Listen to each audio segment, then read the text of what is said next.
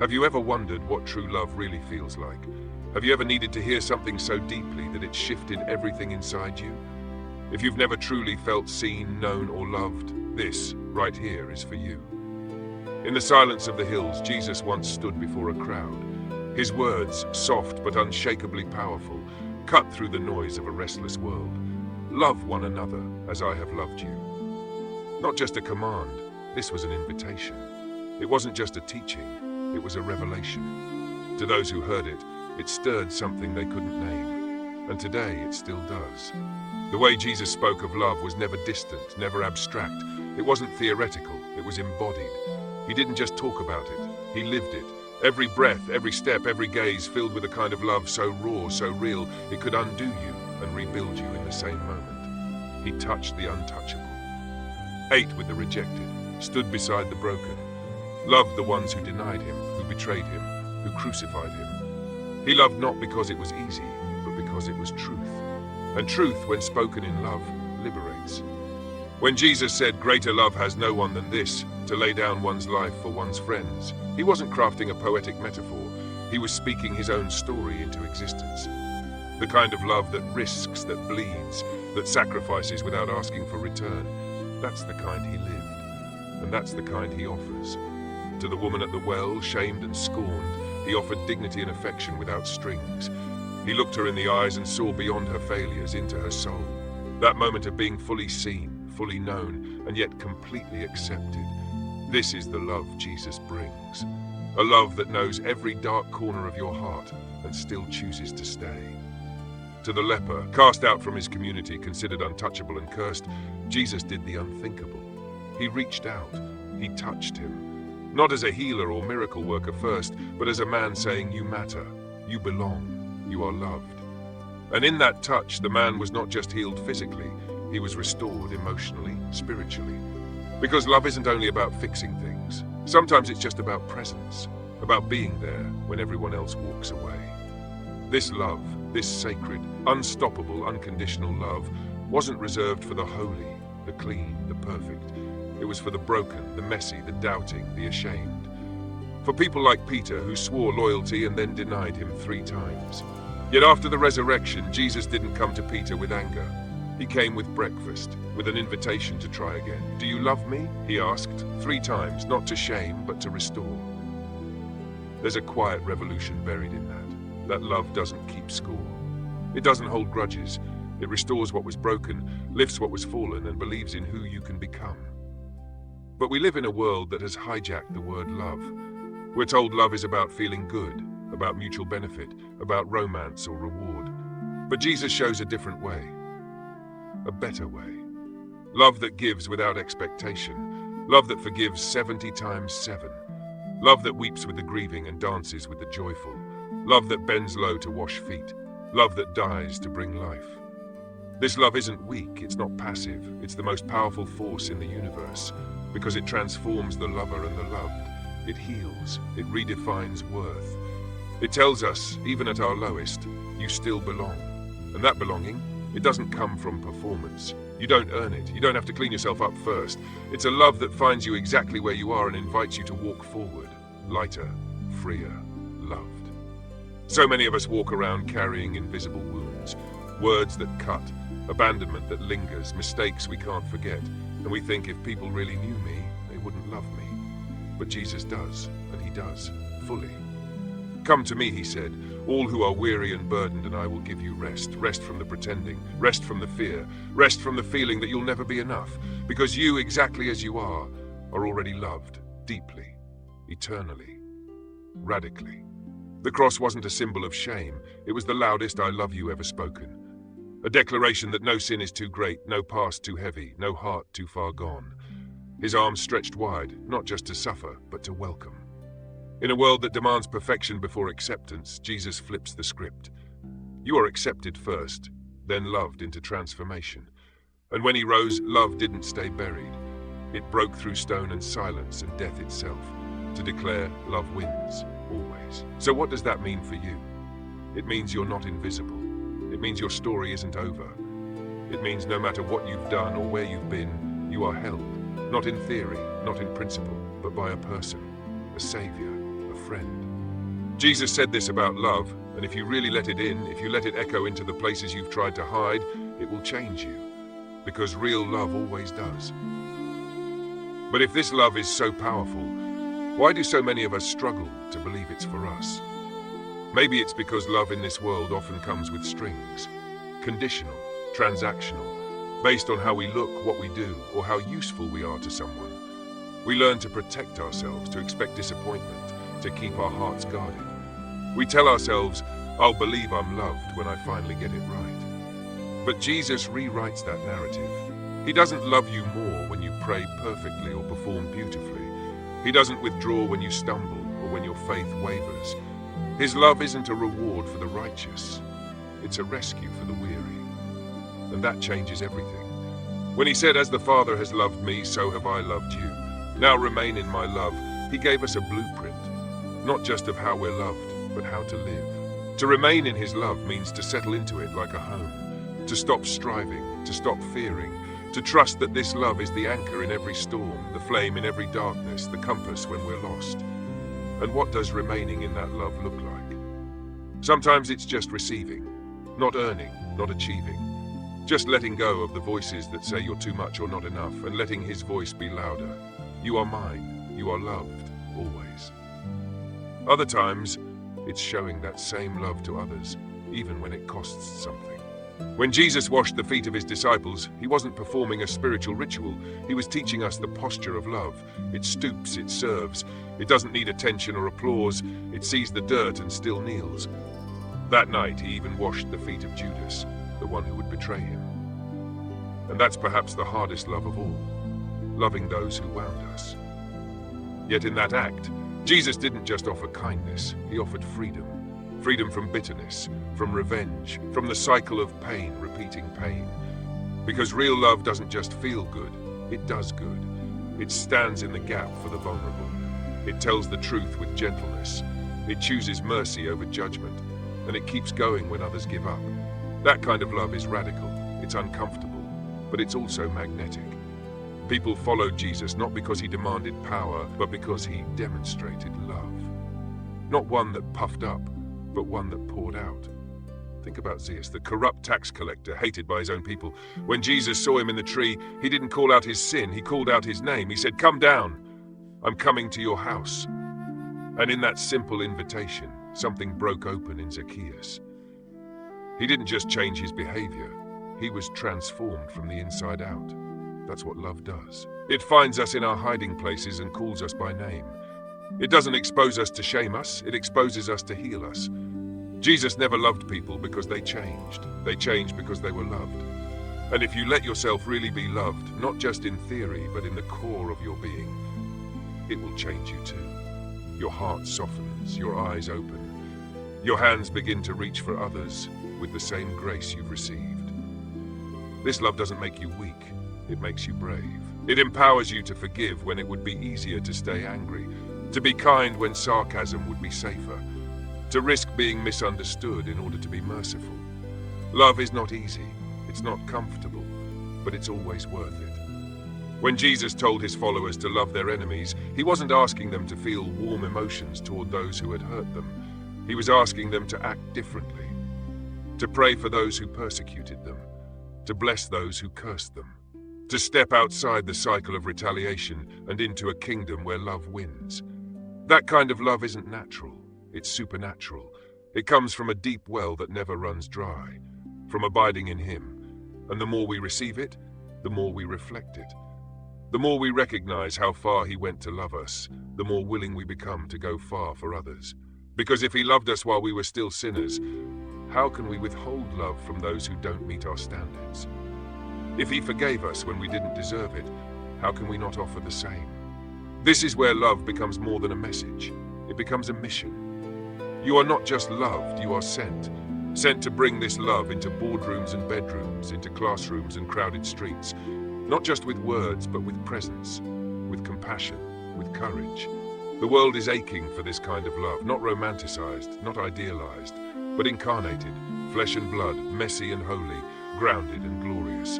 Jesus lived it. He gave it. He calls us into it, not because it's safe, but because it's sacred. And because when we walk in that kind of love, we don't just echo his words, we become part of his heartbeat for the world. There's something sacred about the way Jesus sees people. His love wasn't generic, it was personal. When he looked at someone, he saw not just their present, but their potential. Not just their flaws, but their future. His love called people into who they truly were, not who they had become through shame, fear, or failure. And that's how he sees you. He doesn't love you as an idea. He loves you as a person, with your quirks, your scars, your doubts, your dreams. His love isn't trying to mold you into something else. It's trying to awaken who you already are in him. That awakening happens slowly, gently, like light creeping over a dark landscape. And before you realize it, the love you've received begins to spill out. Not because you're trying hard, but because it's too beautiful to keep to yourself. The early church was marked not by political power or intellectual brilliance, but by love.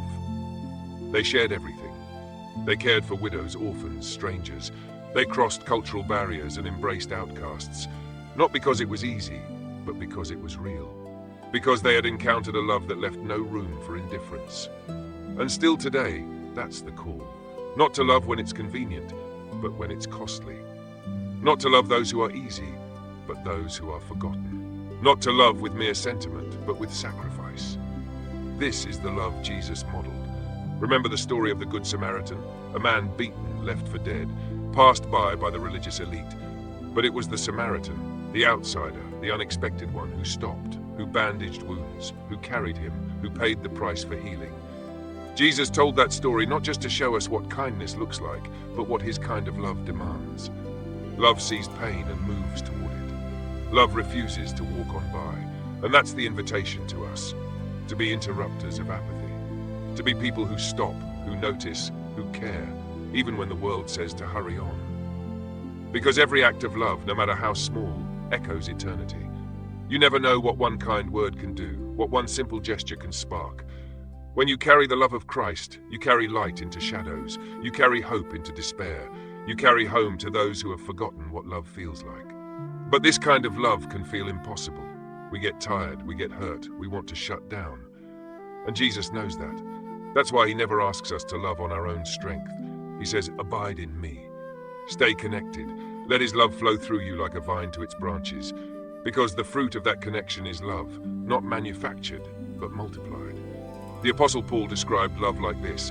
Love is patient, love is kind. It does not envy, it does not boast, it is not proud. This isn't just poetry, it's a mirror, a reminder of how Jesus loved and how we're called to love in return.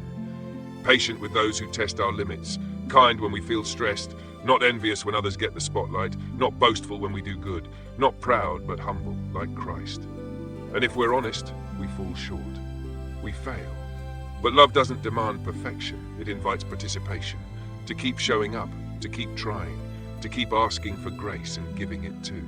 One of the most radical things Jesus did was love the ones others hated. He healed the servant of a Roman centurion, an enemy. He spoke with a Samaritan woman, an outcast. He dined with tax collectors, traitors. He welcomed prostitutes and sinners, not to affirm their choices, but to affirm their worth. His love didn't ignore sin, but it never used shame to bring change. It used kindness, compassion, truth wrapped in tenderness. And that's the model for us. To hold both grace and truth, to stand for righteousness without standing against people, to speak with conviction but never without compassion. Because love is not soft, it's strong. It's what drove Jesus to the cross, not duty, not guilt, love. When Jesus hung there, nails in his hands, thorns on his head, the words he spoke weren't curses, they were mercy. Father, forgive them, they don't know what they're doing. Even in agony, his heart beat with love.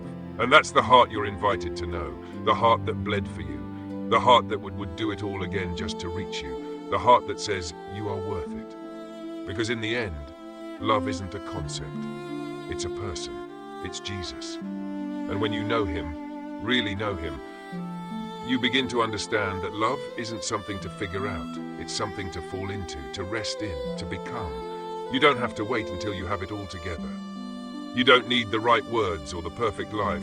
Right now, in this very moment, he's saying, I see you, I know you, I love you. Let that be enough. And if you let that love in, if you dare to believe it's true, you'll never be the same. There's a reason Jesus didn't write books, build institutions, or accumulate wealth. He spent his life in dusty roads, by quiet lakes, at dinner tables with the hurting and hungry, not to be admired from afar, but to be close. His love was always relational, always incarnate, always real. That's why when he says, "Love one another as I have loved you," it isn't just a suggestion, it's a calling. A blueprint for how heaven touches earth through you, through your heart, your hands, your life. But let's be honest, sometimes this love feels out of reach. Life is heavy, people are difficult, pain lingers. It's easy to feel burned out, guarded, numb. We retreat to safety, to self-preservation. But love isn't safe, it's sacred. And sacred things always require something of us. That's why Jesus said to take up your cross and follow him. Not to embrace suffering for suffering's sake, but to embrace the kind of love that transcends comfort. A love that goes the distance, that gets back up, that chooses grace when it could choose control. Because loving like Jesus isn't about feeling right, it's about doing right. It's not about winning arguments, it's about winning hearts. When he taught about the lost sheep, the lost coin, the prodigal son, he wasn't just offering stories, he was revealing the heart of the Father. A love that leaves the 99 to find the one, that searches the dirt for what others would throw away, that runs to embrace the child who's wasted everything. And the most shocking part? The Father didn't wait for the Son to get it all together. He ran. He wrapped him in robes. He threw a feast. That's how heaven reacts, not when we're perfect, but when we simply come home. That's the love Jesus modeled. Not just forgiveness, but rejoicing restoration. It's the kind of love that invites rather than excludes. That says, you belong before you believe. You're loved even while you're learning. Imagine if we loved like that. What would change in our families, our friendships, our world? Love has the power to break cycles, to dismantle shame, to rebuild identity. Because love tells the truth. You are more than your past. You are not what they said about you. You are not your worst mistake. You are beloved. But this love isn't just about receiving, it's about extending, about becoming a conduit, letting what you've been given flow outward. Not everyone will understand that. Some will push away your kindness, resist your compassion. But don't let that harden you. Keep loving. Not because they deserve it, but because you've been loved. That's what Jesus did. On the cross, surrounded by mockers, he still loved. When Peter denied him, he still loved. When Thomas doubted, he still loved. When the disciples scattered, he still loved. Love doesn't quit, and it doesn't wait until others change to be offered. It goes first. It leads. It trusts God with the outcome. Because love is an act of faith. Faith that grace is greater than guilt. Faith that healing is possible. Faith that hearts can soften and stories can change. Faith that every act of love, no matter how unseen, echoes in eternity.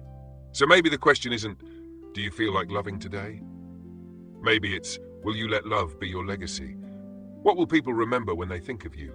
The arguments you won, or the grace you gave? The standards you enforced, or the mercy you extended? The image you protected, or the heart you opened? Jesus left us with one command that encapsulated everything else. Love one another, not agree with one another, not impress one another, but love, sacrificially, humbly, freely. Because when you live that kind of love, people see him in you. You become a living testimony, a walking invitation, a reminder that in a world full of noise and fear and division, there is still a light, still a savior, still a love that never fails. And that love, his love, can move through you, right where you are, right now. You don't need a platform, you don't need a perfect past, you just need a willing heart. Because love doesn't ask, what can I get? It asks, who can I serve? Love walks into brokenness and says, I'll stay. Love sees the one overlooked and says, you matter. Love reaches across lines, beyond walls, and builds bridges. And when we love like that, we do more than follow Jesus, we reveal him. So take heart, you're not alone. You are loved with an everlasting love, and you are called to carry that love into a weary world, not because it's easy, but because it's eternal. If love is the highest calling, then it must also be the greatest challenge. Because real love, the kind Jesus embodied, always costs something. It requires vulnerability, it invites inconvenience, it exposes us to risk, but it also opens us to redemption. Jesus never promised that loving others would be easy, but he promised it would be worth it. By this, He said, "Everyone will know that you are my disciples if you love one another. Not by your knowledge, not by your eloquence, not even by your miracles, but by your love. That's the mark. That's the evidence. That's the difference. And that love is most real when it's least deserved. It shows up not when everything's polished and peaceful, but in the mess, when emotions run high, when patience runs thin, when it would be easier to walk away.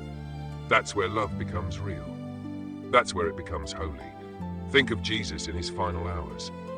Knowing what awaited him, the betrayal, the beating, the brutal crucifixion, he still shared a meal with his friends, still washed their feet, still called them beloved. Even Judas. Especially Judas. Because love doesn't wait for worthiness. It acts, it gives, it blesses, even when it bleeds. And the kind of love Jesus demonstrated wasn't just about moments. It was a lifestyle, a rhythm of the soul, a posture of the heart. It was love that looked people in the eye, that listened, that slowed down. It was love that told stories to make others feel seen. Love that noticed the single touch of a woman in a crowd. Love that knelt beside children and wept beside tombs. Jesus wasn't rushed. He wasn't reactive. He was rooted in love. And because he was rooted, he could reach others deeply. That's the invitation to us, not just to act lovingly now and then, but to be rooted in love. To let love be our instinct, our anchor, our first response. But how do we get there? It starts with remembering who you are. You are the beloved of God. That's your identity, not your mistakes, not your status, not your success. Beloved. When you truly believe that, you begin to love differently. Not to prove your worth, but because you're secure in it. Not to earn God's approval, but to express his presence in you. Love becomes overflow, not obligation. And in a world that teaches us to be defensive, to compete, to self-protect, this kind of love stands out. It surprises, it disrupts, it heals. It's the love that turns the other cheek, that walks the extra mile, that prays for enemies, that breaks bread with those who've broken your heart. It's not weak, it's not passive, it's courageous, because it reflects the very character of Christ. And here's the beauty. You don't have to manufacture that love on your own. You just have to stay close to the source. Jesus said, "I am the vine, you are the branches. If you remain in me and I in you, you will bear much fruit." Love is a fruit. It grows naturally when you're connected supernaturally. So don't focus on striving, focus on abiding. Spend time with him. Let his words soak into your soul. Let his spirit soften your heart. Let his presence remind you you are loved deeply, wholly, constantly. And from that place, let love flow. Let it flow into your conversations, into your conflicts, into your quiet moments and your crowded ones. Let love guide your decisions. Let it temper your tone. Let it shape the way you see people, not as problems, but as precious. Because every person you meet is someone Jesus died for. Every soul is sacred. Every story matters. Love sees that. Love treats others not based on their performance, but on their inherent value.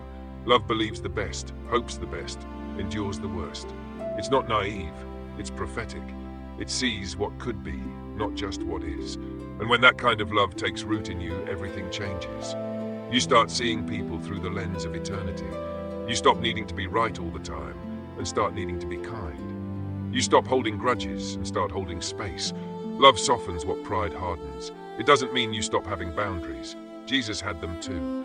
But even his boundaries were built on love, not fear, not control. He knew when to withdraw to pray. He knew when to speak truth. He knew when to say no. And in all of it, he never stopped loving. That's the example. That's the standard. To live with open hands and open hearts. To be full of truth and full of grace. To reflect the heart of the one who loved you first. And in doing so, to become a living echo of the greatest love story ever told. If everything fades away, status, success, noise, only one thing remains: love. That's the legacy of Jesus. Not a monument, not a manifesto, but a movement of love that has swept through centuries, hearts and lives. And it all began with one life laid down, one heart wide open, one Savior who chose love every time. And now, that same invitation is open to you. You are not here by accident. You didn't stumble onto these words by chance. Maybe, just maybe, this is your reminder that the love you've longed for is already reaching toward you, that the arms of Jesus, scarred but strong, are open, that you are not too broken, too far gone, too complicated. You are simply loved, fully, fiercely, faithfully. And if you let that truth live in you, if you dare to receive it, believe it, and walk in it, it will change the way you see everything. Suddenly, your daily life becomes a place of sacred purpose. The way you speak becomes softer, the way you respond becomes wiser, the way you forgive becomes quicker, the way you see others becomes deeper, because love does that. It refines, it rebuilds, it redefines. The love of Jesus isn't just the beginning of your story, it's the center of it, the heartbeat of every meaningful thing. And now that you know this love, you carry it everywhere you go, into your relationships, your work, your struggles, your silence. You become a lighthouse to the weary, a refuge to the forgotten, a whisper of grace in a world that shouts fear. And that's exactly what the world needs. Not louder voices, not bigger opinions, but deeper love. So how do you live this out? Start where you are, with who you're with what you have. Love the person in front of you. Reach out to the one you've avoided. Pray for the one who hurt you. Listen without needing to fix. Give without needing to receive. Because that's how Jesus loved. And when you love like him, you reveal him. And maybe, just maybe, someone else will see that love in you and begin to believe it's possible for them too. So don't hold back. Don't wait for a better moment, a braver heart, a clearer path. The love of Christ is not a future goal. It's a present power, alive in you, right now. You are loved and you are sent. Sent to carry healing in your words. Sent to carry hope in your silence. Sent to carry truth in your tenderness. Sent to remind the world that love isn't just a feeling, it's a person. And he is alive. His name is Jesus. And he still speaks through your compassion, through your kindness, through your courage to forgive, through your willingness to be present. So let the love of Jesus rewrite your story. Let it become the lens through which you see every moment. Let it become the rhythm of your days. Let it be the song you sing, the ground you stand on, the light you follow. Because no matter where you've been, or what you've lost, or who you thought you had to become, this is the truth. You are loved. You always have been. You always will be. And that love, it will change you. If this video stirred something deep in your soul, if it helped you remember who you are and whose you are, then don't keep it to yourself. Subscribe to Holy Path Insight for more videos that awaken your spirit and draw your heart closer to Jesus. Watch the next video in this series, because the journey of love is just beginning. This is more than content. This is a calling. Let's walk it together. Let's carry the light. Let's live the love.